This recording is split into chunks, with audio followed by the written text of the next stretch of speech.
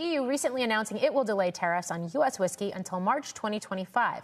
The move avoids a 50% tariff going into effect on January 1st. Joining us now, Suntory Holdings CEO Takeshi Niinami. The company owns dozens of brands across wines and spirits. It even owns Orangina. But it also includes Jim Beam and Maker's Mark in its portfolio. Tak, it's great to have you on the show. Thanks for joining me. Thank you very much. So I do want to start right there with whiskey, because it has, over the last couple of years, and this dates back to the Trump administration, it had become one of those key areas where we had seen taxes, we had seen tariffs levied. Those were lifted a little over a year ago, but then there had been this anticipation that it could actually go back into place, a greater tariff in January. That's been averted. What does this mean for the market and for trade flows of whiskey, American whiskey? Okay, two things. One, U.S. market loves to drink still Scotch, which is waning, as a matter of fact, over years.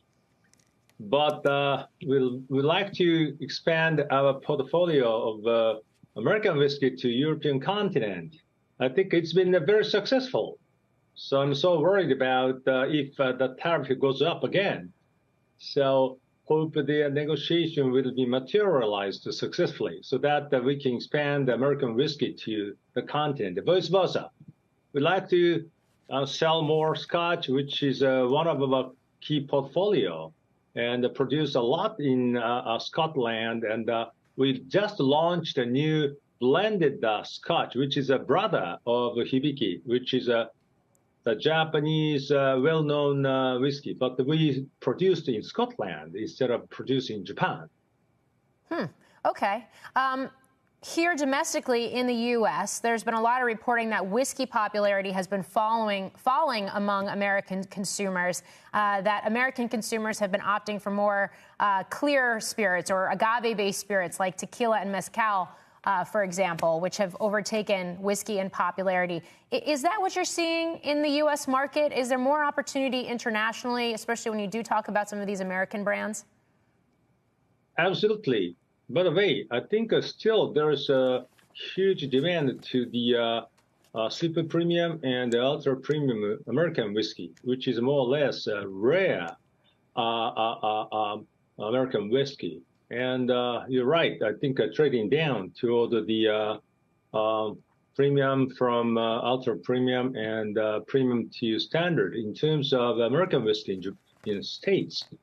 In the meantime, there's a huge potential for us to expand our footprint of American whiskey, such as Asia and even China, you can imagine. So I think that there's a huge potential and markets which are waiting for our American whiskey to promote in Asia and other countries, including India.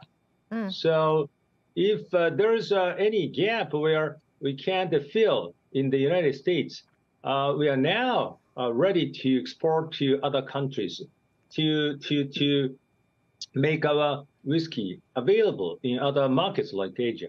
Okay. So then what is your outlook for whiskey and for wine, I guess for spirits in general, as you look to 2024?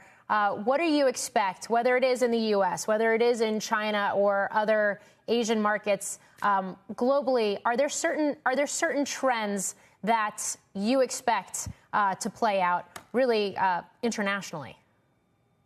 Well, one key area which is ready to drink beverages, such as seltzer.